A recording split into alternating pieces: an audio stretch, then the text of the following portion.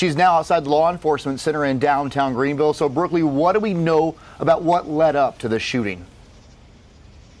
Well, SLED is releasing very few details at this point, but we spoke to an eyewitness earlier today, and she tells us what she saw happen right in front of her eyes. She tells us she heard the girl yelling and was repeatedly ignoring deputies' commands. Now, she also says the girl was armed with a knife and she was tased by deputies before they opened fire. I heard the shot. I've seen everything. Page Drive was blocked off with crime scene tape and blue lights until the early morning hours after a teen was shot by deputies late Thursday night. I felt bad for the girl. She didn't seem older, no older than her teens. It was just sad.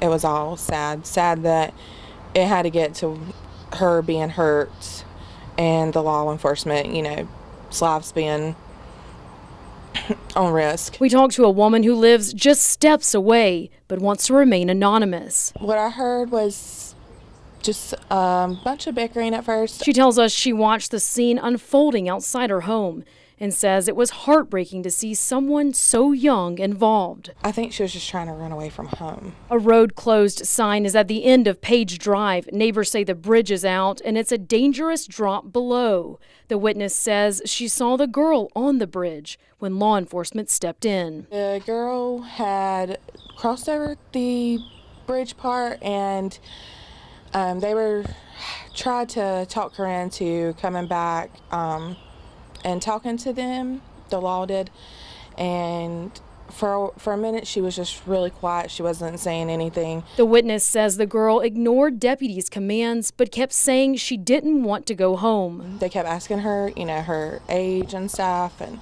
she didn't really have anything to say. She did make comments about not wanting to go home. She says the teen eventually got off the bridge but was armed with a knife and kept advancing towards deputies. And that's when they opened fire. When she walked forward to the officers, they were telling her to put the knife down repeatedly over and over.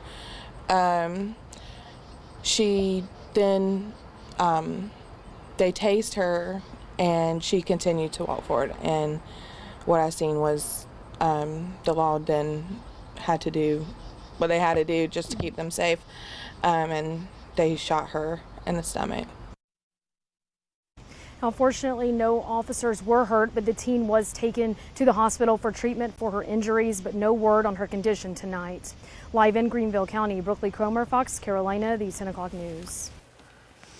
And going in depth tonight, this shooting was the 29th officer-involved shooting in South Carolina so far this year. It's the third for Greenville County this year. Now, last year there were 43 officer-involved shootings. One involved the Greenville County Sheriff's Office.